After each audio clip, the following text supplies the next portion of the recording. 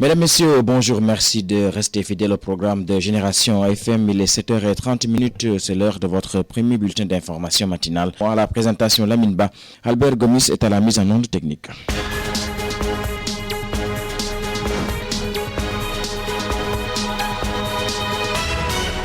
Dans l'actualité nationale, l'agence de notation Standard & Poor's maintient la note du Sénégal à B+, mais désormais avec une perspective qui passe de stable à positive, une note valable depuis 15 juin 2018 qui vient sanctionner positivement la bonne évolution du cadre macroéconomique. Selon le ministre de l'économie, des finances et du plan Amadouba, le Sénégal a été évalué par rapport à 4 critères: la solidité économique, la solidité institutionnelle, la solidité budgétaire et la capacité à résister à des événements imprévus comme les catastrophes.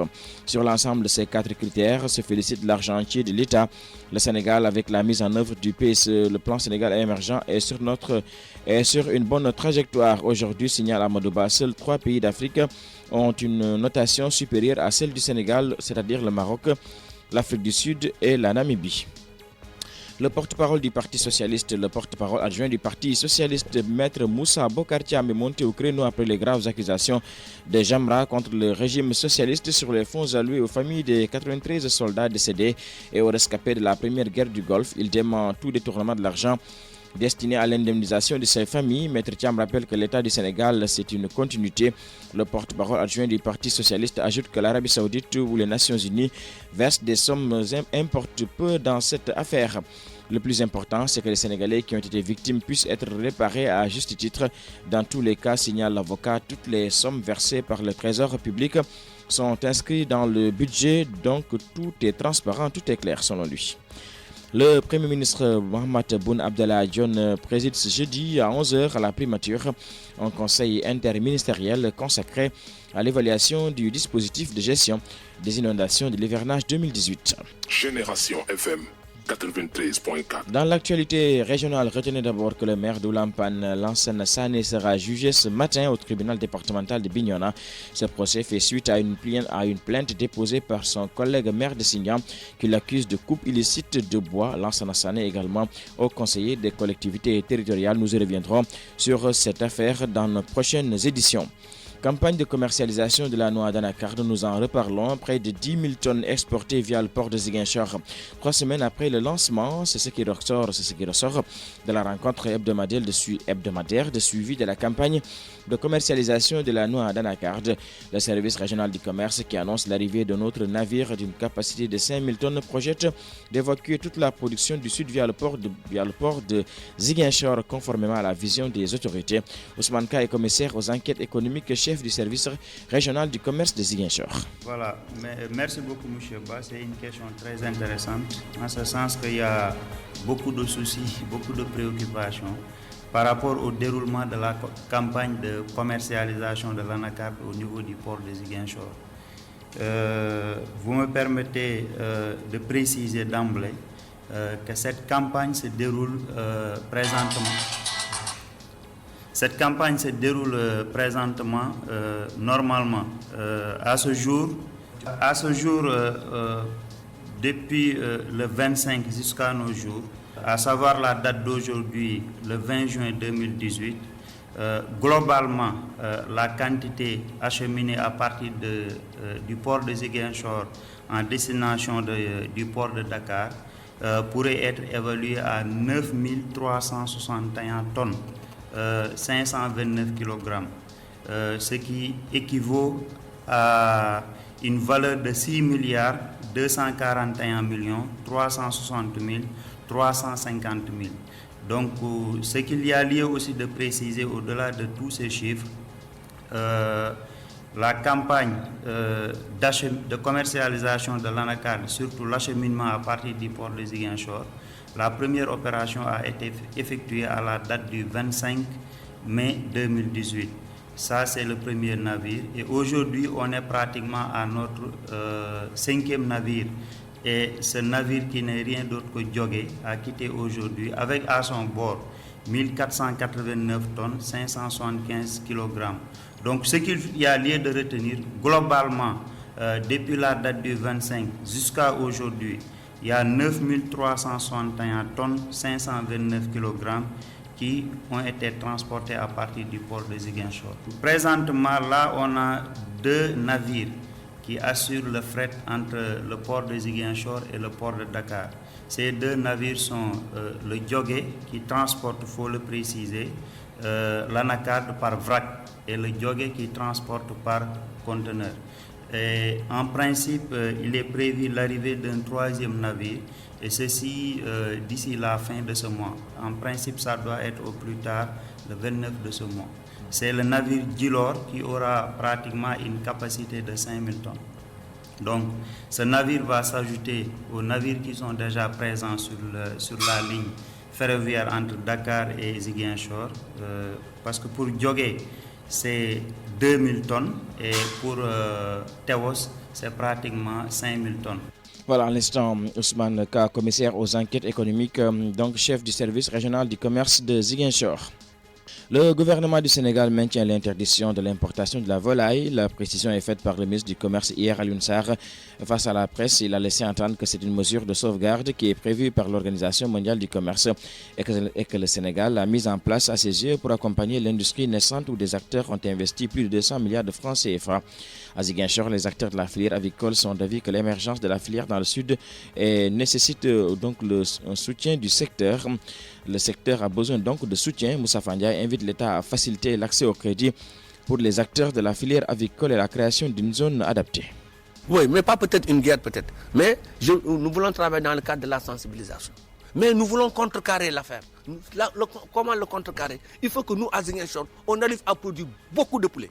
Si on produit beaucoup de poulets, si on a des partenaires qui nous vendent le poulet moins cher, l'aliment moins cher, mais il n'y a plus de concurrence. Si on achète un poulet à 2000 francs en Gambie, et que ce même poulet, on peut l'avoir à 2500 à Ziguinchor, on ne se fatiguera pas pour faire de la fraude. Et c'est à ce niveau-là qu'il faut se battre. Qu'on nous donne des finances et qu'on travaille. Nous avons des jeunes parmi nous, nous avons des pères de famille, nous avons des dames qui sont là, qui ne s'adonnent qu'à l'agriculture. Moi, je crois qu'aujourd'hui, la réponse adéquate, aujourd'hui, si on développait correctement l'agriculture, on pourrait en tout cas travailler vers une émergence de cette région. Parce que c'est une activité de 45 jours.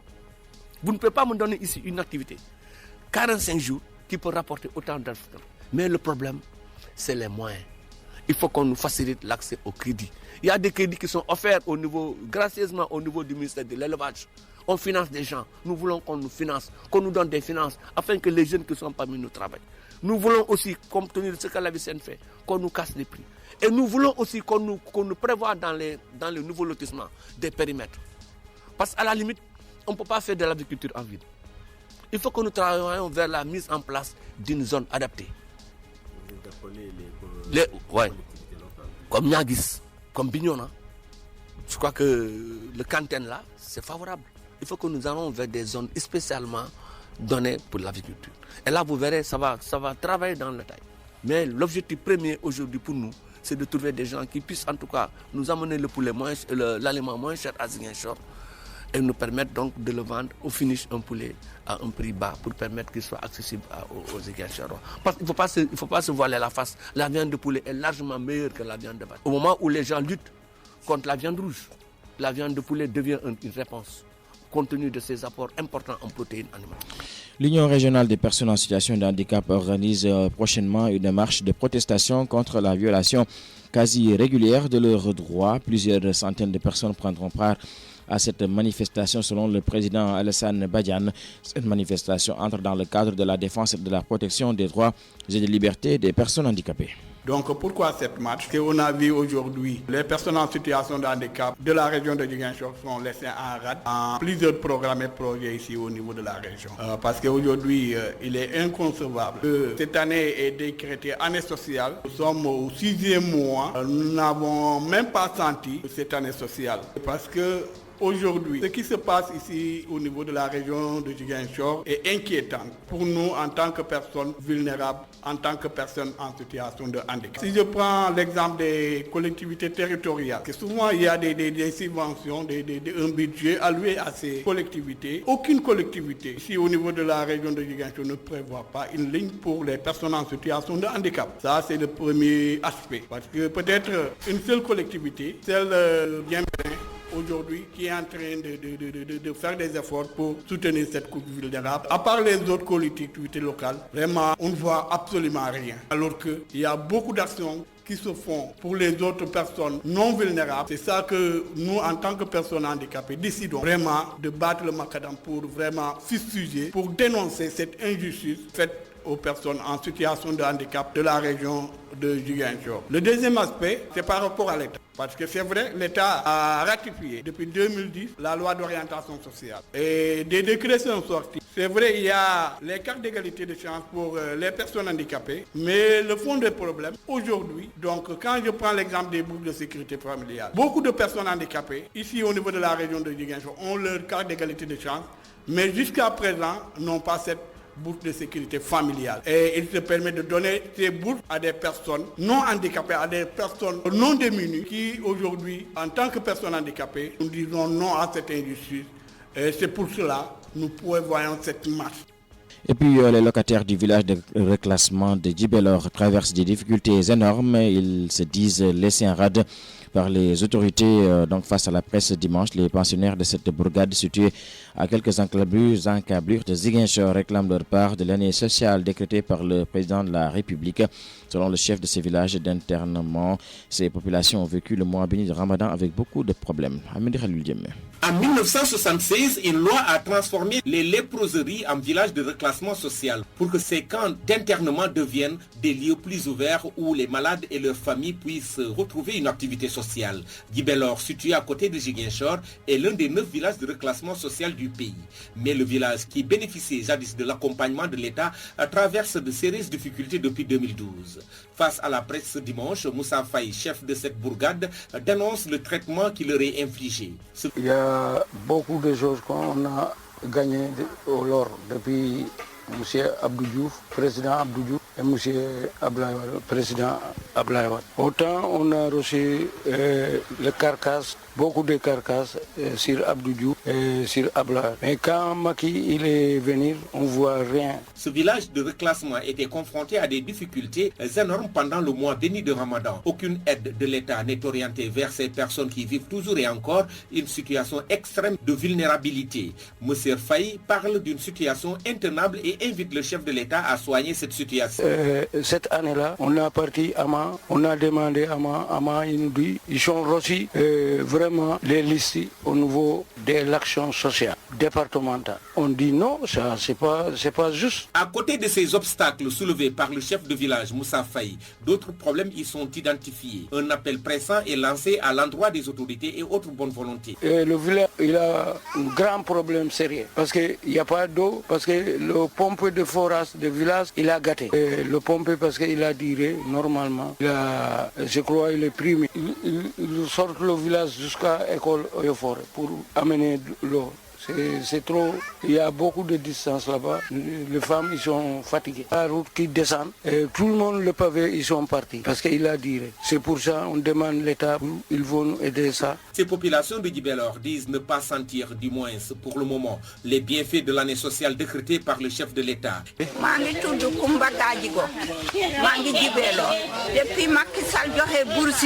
Depuis que Macky Sall a commencé à nous donner les bourses de sécurité, nous avons eu cette opportunité que 4 fois. Depuis plus d'un an, moi et beaucoup d'entre nous n'avons plus reçu la bourse de sécurité. Avec notre âge, on nous fait payer toujours dans les structures sanitaires. Année sociale, nous ne sentons rien du tout. En tout cas, nous nous tenons à le déplorer. De retour de Djibelor, Amadi Khalilou Diémé pour la radio. Mais également pour Génération FM. Pour finir avec l'international au Cameroun, le Premier ministre a décliné mercredi 20 juin devant la presse un plan d'urgence pour soutenir les régions anglophones en proie à des violences depuis octobre dernier. Le gouvernement annonce plusieurs mesures qui devraient coûter près de 12 milliards de francs CFA. Mais l'annonce de ce plan d'urgence était l'occasion pour le gouvernement de pointer du doigt les violences commises selon Yaoundé par les séparatistes anglophones. Retrouvez-nous plus en détail à partir de 10h où nous reviendrons amplement sur la célébration de la journée de l'enfant africain hier par différentes structures dans la région de Ziguinchor. C'est Albert Gomis qui a assuré la mise en onde de cette édition à la présentation. Il y avait Lamine Ba assisté d'Aïssatou Badji. Merci, bonne suite des programmes sur Génération FM.